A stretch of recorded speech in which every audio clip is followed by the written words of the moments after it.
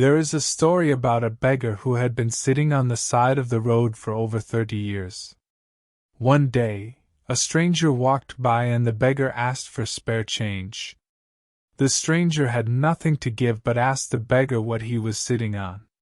The beggar replied that it was just an old box he had been sitting on for as long as he could remember. The stranger asked the beggar if he had ever looked inside. The beggar said no and didn't see the point, since there was nothing in there. The stranger insisted he looked, and to the beggar's astonishment, the box was filled with gold. This story teaches us that we often look externally for answers, validation, security, or love when we should be looking within ourselves. It is a parable that lays out the very essence of human suffering. We believe that everything we need can be found outside, but the solution to all suffering can be found inside our mind because our thoughts are the cause of all suffering in life. Discomfort is inevitable, but suffering is a choice.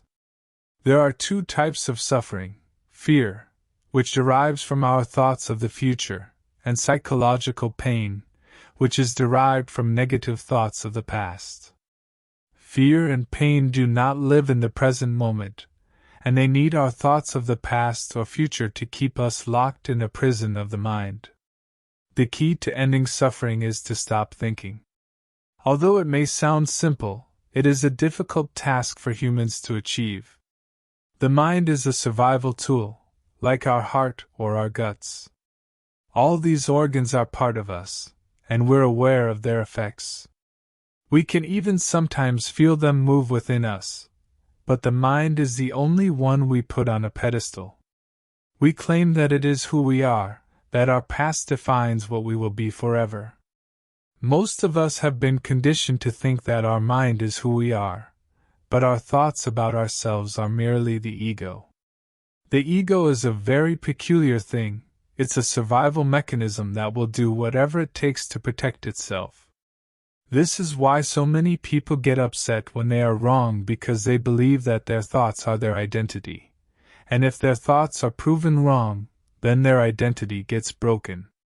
However, if you understand that you are not your thoughts, you detach yourself from the limiting beliefs of the ego.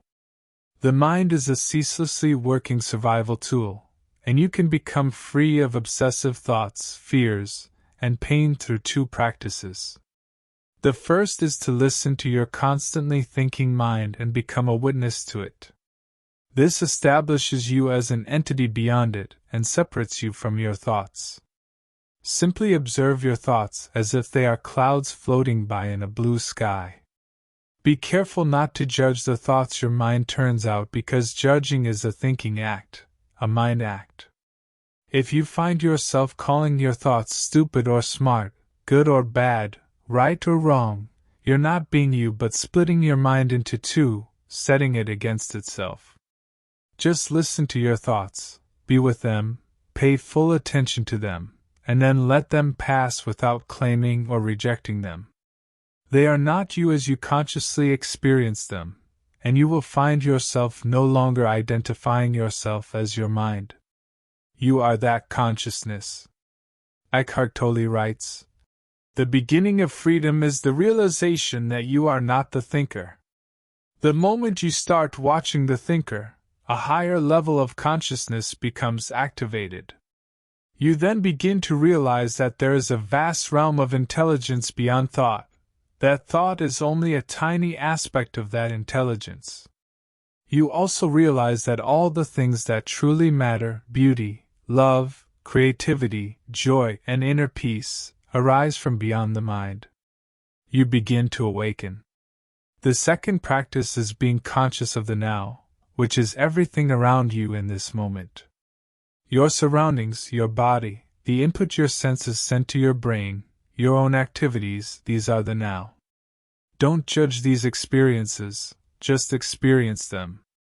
If you are sitting in a chair, feel the chair beneath your thighs, notice the length or curve of your spine. Is your leg bouncing or still? Are your feet apart or together? Realize deeply that the present moment is all you ever have. So make the now the primary focus of your life. Now is all there ever is. There is no past or future except as memory or anticipation in your mind.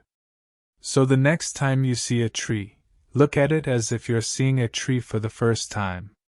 Really observe the shape of the branches, the feel of the bark, the sound of the breeze flowing through the leaves. Observe the tree with every sense.